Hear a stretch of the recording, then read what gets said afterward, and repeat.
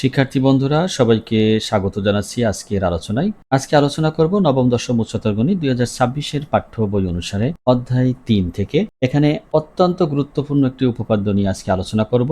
উপপাদ্য বই অনুসারে এটা 5 নং উপপাদ্য। এটা হলো অ্যাপোলোনিয়াসের উপপাদ্য। অত্যন্ত গুরুত্বপূর্ণ একটা উপপাদ্য। দেখো উপপাদ্যে বলেছে এরকম ত্রিভুজের যে কোনো দুই বাহুর উপর অঙ্কিত বর্গক্ষেত্রদ্বয়ের ক্ষেত্রফলের সমষ্টি তৃতীয় বাহুর অর্ধেকের উপর অঙ্কিত বর্গক্ষেত্রের ক্ষেত্রফল এবং ওই বাহুর সমদ্বিখণ্ডক মধ্যমার অর্থাৎ তৃতীয় বাহুর সমদ্বিখণ্ডক মধ্যমার উপর অঙ্কিত বর্গক্ষেত্রের ক্ষেত্রফলের সমষ্টির দ্বিগুণের সমান হবে। তাহলে আমরা চিত্রের মাধ্যমে বিষয়টি একটু খেয়াল করি, ভালো করে দেখো। খেয়াল করো যে চিত্রটি এখানে তোমরা দেখতে পাচ্ছ সেটা হলো ত্রিভুজ এ বি সি। এই ত্রিভুজের বিসি বাহুতে মধ্যমা হলো এডি। এই চিত্র অনুসারে যে কোনো দুই বাহু হলো এবি এবং এসি এবং তৃতীয় বাহু হলো বিসি। যেহেতু তৃতীয় বাহুর উপর মধ্যমা আঁকা হয়েছে বা বিসি বাহুর উপর মধ্যমা আঁকা হয়েছে, এই জন্য বিসি বাহু হলো তৃতীয় বাহু। তাহলে দেখো কি বলেছে, যে কোনো দুই বাহুর, সেই দুই বাহু হলো এবি এবং এসি। তাহলে এদের উপর অঙ্কিত বর্গের ক্ষেত্রফলের সমষ্টি সেটা কেমন হয়? এই এবি কে যদি তুমি কোনো বর্গের বাহু বিবেচনা করো তাহলে ওই বর্গের ক্ষেত্রফল হবে এবি স্কোয়ার, এবং এসিকে যদি কোনো বর্গের বাহু চিন্তা করো তাহলে ওই বর্গের ক্ষেত্রফল হবে এসি স্কোয়ার। এই যে এবি স্কোয়ার আর এসি স্কোয়ার, যে দুটো বর্গের ক্ষেত্রফল পেলাম, এদের সমষ্টি কার সমান হবে? সমষ্টি হবে বলেছে তৃতীয় বাহুর অর্ধেকের উপর অঙ্কিত বর্গক্ষেত্রের ক্ষেত্রফল। এখানে তৃতীয় বাহু বিসি, এর একটা অর্ধেক হলো বিডি এবং অন্য অর্ধেক হলো সিডি। তাহলে আমরা যে কোনো একটা অর্ধেক নিয়ে কাজ করতে পারি। মনে করলাম অর্ধেক হলো বিডি। তাহলে বিডি কোনো বর্গের বাহু বিবেচনা করলে সেই বর্গের ক্ষেত্রফল হবে বিডি স্কোয়ার, এবং এই যে তৃতীয় বাহুর উপর যে মধ্যমাটা আঁকা হয়েছে এডি, এই মধ্যমাকে যদি কোনো বর্গের বাহু বিবেচনা করা হয় তাহলে তার ক্ষেত্রফল হবে এডি স্কোয়ার। তাহলে বলেছে কি, এই তৃতীয় বাহুর অর্ধেকের উপর অঙ্কিত বর্গের ক্ষেত্রফল এবং মধ্যমার উপর অঙ্কিত বর্গের ক্ষেত্রফলের সমষ্টির দ্বিগুণের সমান হবে। তাহলে এইটা আমাদের প্রমাণ করতে হবে। আমরা এখন একেবারে শুরু থেকে কিভাবে বিশেষ নির্বাচন থেকে প্রমাণ শেষ করতে হয় পুরো প্রক্রিয়াটা আমি এখন দেখাবো। দেখো,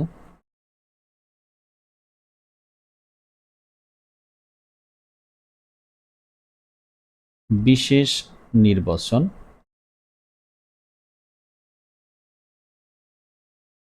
মনে করি ত্রিভুজ এ বি সি এ বিসি বাহুতে এডি একটি মধ্যমা। প্রমাণ করতে হবে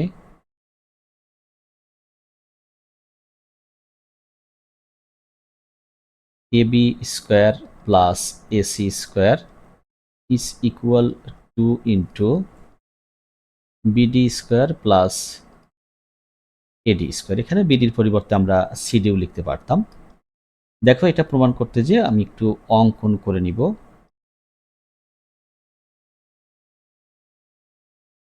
কি অঙ্কন করব দেখো,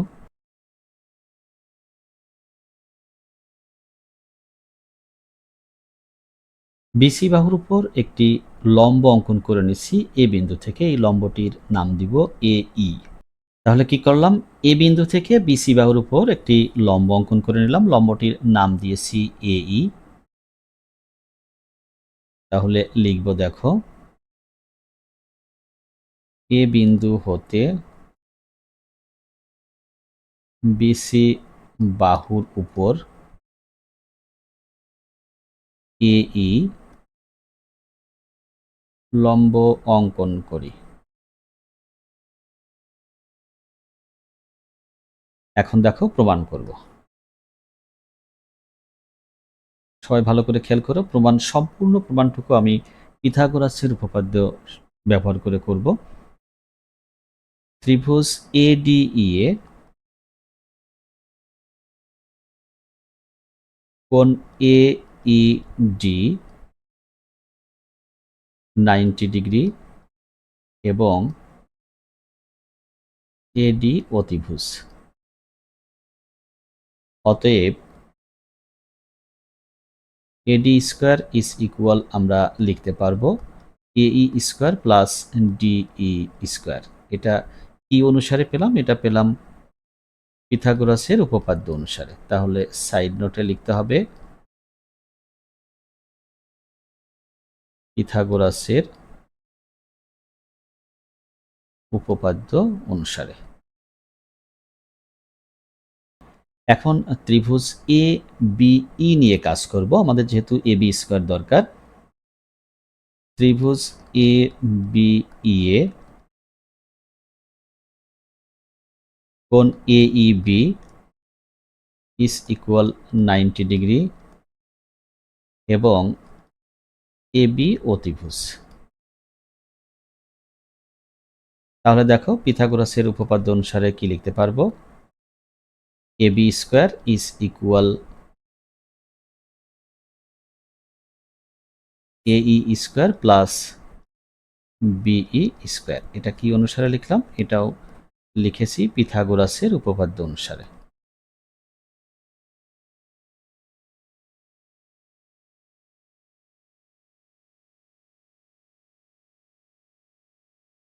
এখান থেকে দেখো আমরা এরকমটা লিখতে পারি, এ ই স্কোয়ার যেমন আছে তেমনই থাকবে।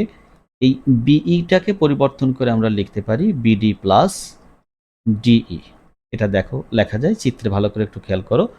এই যে এখানে বিই, বিকে বিডি আর ডি অংশে ভাগ করছি। কেন করে নিলাম এটা? যেহেতু আমাদের বিডি স্কোয়ারটা প্রয়োজন বা বিডি অংশটা দরকার, এই জন্য বিডি অংশটাকে আলাদা করছি। এই জন্য লিখলাম কি বিডি প্লাস ডিই। তাহলে এখন এইখানে আবার দেখো এ প্লাস বি হোল স্কোয়ারের সূত্রের মতো হয়ে গেছে। তাহলে লিখবো ওইটাই BD square plus 2 into BD into DE plus DE square. এখন দেখো এই এই স্কোয়ার আর এই ডিই স্কোয়ার, আমরা এই যে সমীকরণ 1 লিখে রাখছি এটা একটু খেয়াল করো, এই স্কোয়ার প্লাস ডিই স্কোয়ার। তাহলে এই স্কোয়ার প্লাস ডিই স্কোয়ার সমান আমরা জানি, আমরা পেয়েছি আর কি, জানি বলতে সমীকরণ 1-এ লিখে রেখেছি এডি স্কোয়ার। তাহলে এডি স্কোয়ার লিখে দিলাম। আর এখানে যেমনটা আছে বাকিটুকু BD square plus 2 BD into DE. এটার নাম দিলাম 2। তুমি সাইড নোটে লিখতে পারো 1 হতে মান বসিয়ে। তাহলে এ বি স্কোয়ারের অংশটা আমরা পেয়েছি। এখন আমরা দেখব এসি স্কোয়ারের অংশটা। আবার ত্রিভুজ এ সি ই এ কোণ এইসি 90 ডিগ্রি এবং এসি অতিভুজ। অতএব আমরা পিথাগোরাসের উপপাদ্য অনুসারে পাবো, দেখো AC square is equal A E square plus সিই স্কোয়ার। কি অনুসারে পেলাম? পিথাগোরাসের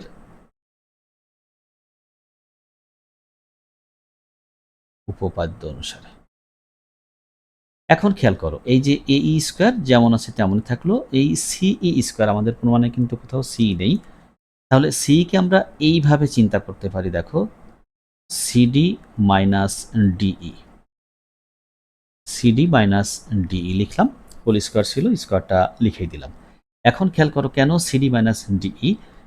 এই যে সিডিতে আসলে সিডি আর বিডি কিন্তু পরস্পর সমান, যেহেতু ডি বিন্দুতে মধ্যমা আঁকা হয়েছিল, এডি ছিল মধ্যমা, সেহেতু ডি বিন্দুতে বিসি সমান 2 অংশে ভাগ হয়ে আছে, বিডি আর সিডি পরস্পর সমান। তাহলে আমরা সিডির পরিবর্তে বিডি লিখতে পারবো, এই জন্য এটা নিয়ে এসেছি। দেখো এখান থেকে লিখতে পারবো এ ই স্কোয়ার প্লাস এখানে মাইনাস বি হোল স্কোয়ার সূত্র লিখব।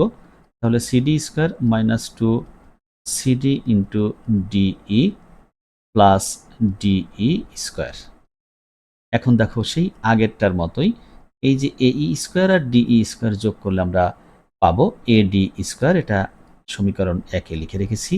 আর এইখানে তুমি সিডি কে লিখে দাও বিডি মাইনাস এখানেও সিডিকে বিডি লিখবা, তাহলে বিডি ইন্টু ডিই।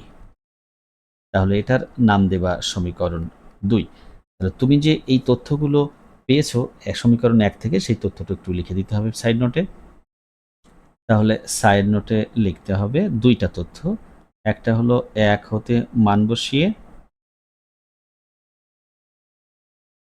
আর একটা হলো এডি বিসি বাহুতে মধ্যমা,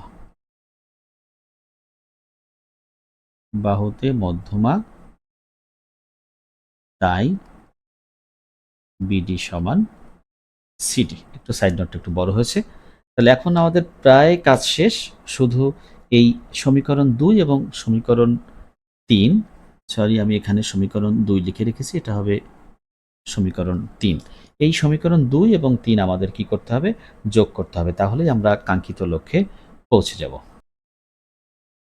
দেখো আমাদের সমীকরণ 2 এ ছিল এরকম, A B square is equal AD square plus BD square plus 2 BD into DE. এটা ছিল সমীকরণ 2। আমি আবার লিখে নিচ্ছি এখানে দেখো। এবং সমীকরণ 3 এ ছিল এরকম, AC square is equal AD square plus BD square minus 2 BD into DE. এটা ছিল আমাদের সমীকরণ 2 এবং 3 এ। দেখো এই যে আমাদের সমীকরণ 2 এ যে এবি স্কোয়ার ছিল বামে, এবি স্কোয়ার সমান AD square plus BD square plus 2 BD into DE.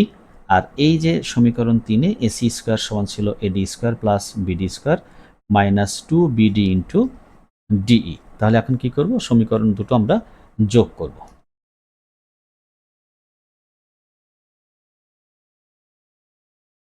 এখন সমীকরণ 2 ও 3 যোগ করে পাই। যোগ করলে কি হয় দেখো, বাম পাশের অংশ যোগ করলে AB square plus AC square পাবো, আর ডান পাশের অংশ যোগ করলে প্রথম যে সমীকরণ রয়েছে দ্বিতীয় সমীকরণ, এটার ডান পাশে আছে AD square plus BD square plus 2 BD into DE. আর সমীকরণ 3 এর ডান পাশে রয়েছে দেখো AD square plus BD square minus 2 BD into DE. যোগ করলাম। এখন খেয়াল করো এই 2 অংশটুকু, অর্থাৎ 2 BD into DE, 2 BD into DE, এটা থাকবে না, শূন্য হয়ে যাবে যোগ করলে, যেহেতু একটা প্লাস একটা মাইনাস সমান, কিন্তু একটা যোগ একটা বিয়োগ। আর থেকে যাবে কি? তাহলে দেখো 2টা এডি স্কোয়ার আছে, এই যে একটা এডি স্কোয়ার, এই একটা এডি স্কোয়ার, 2টা এডি স্কোয়ার এবং এডি বিডি স্কোয়ার দুইটা বিডি স্কোয়ার। তাহলে আমি কি করতে পারি? এখানে কমন নিতে পারি। কমন নিলে কি হয়? কমন নিলে লিখতে পারি BD square plus AD square. তাহলে অতএব AB square plus AC square সমান আমরা পেলাম 2 into BD square plus AD square. এটাই কিন্তু আমরা প্রমাণ করতে চেয়েছিলাম। তাহলে লিখব প্রমাণিত। দেখো সম্পূর্ণ প্রমাণটুকু আমি পিথাগোরাসের উপপাদ্য ব্যবহার করে করেছি। এখানে কোনো লম্ব অভিক্ষেপের ধারণা প্রয়োগ করিনি। বইটাতে খুব সুন্দর করে লম্ব অভিক্ষেপের ধারণা দিয়েও প্রমাণ করা আছে, তোমরা চাইলে ওইটাও পড়তে পারো। যে কোনো একটা লিখলেই হবে, কোনো অসুবিধা নেই। আশা করি বুঝতে পেরেছো। এটাই ছিল অ্যাপোলোনিয়াসের উপপাদ্যের প্রমাণ।